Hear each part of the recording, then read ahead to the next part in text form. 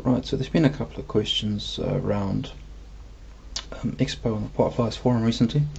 So I thought I'd just demonstrate what expo is and how it's used. I don't know if you can see the transmitter that clearly, so it's a bit of an experiment. But you'll notice this expo, which has been set up plus 30%.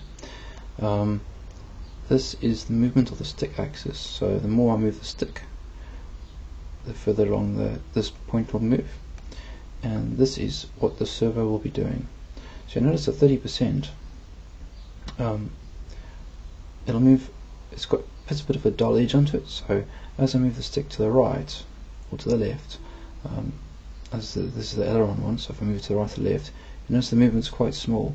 However, as I start getting towards the 30% mark, it starts getting the movement on the servo starts getting a lot more. If you happen to change the expo, for instance, and we make it say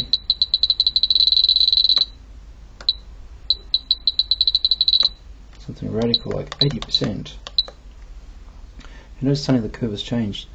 So as you move the stick, it will have very little movement, very little movement, very little movement, very little movement, very little movement, very little movement, and suddenly it'll kick in, and you'll see the movement of the servo goes right up.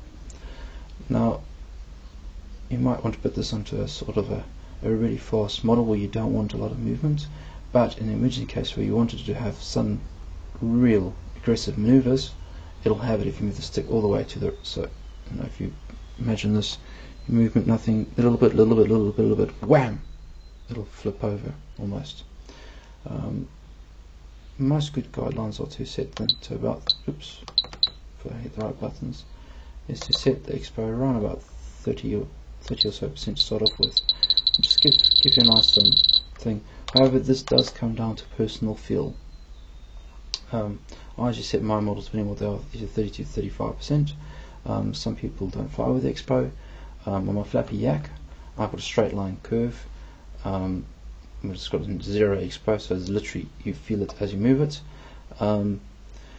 This comes in useful, as I said, with fast models, where you want to slow the movements down, because even a little bit of movement will cause something to happen. But generally use that in conjunction with an endpoint setting, which will actually reduce the travel of the servo. So if you've got a really fast model, you don't want the model to move that fast, you'll move the endpoints right down to say 50%, and you put like a 30-40% expo on it. So that way you still have movability, but if you bump the stick accidentally, it's like a simple tab like that, or just bump it like that, you're not going to affect the model that much in flight and cause it to tumble out the sky. I hope that answers your questions, and yeah, stay tuned for the next set.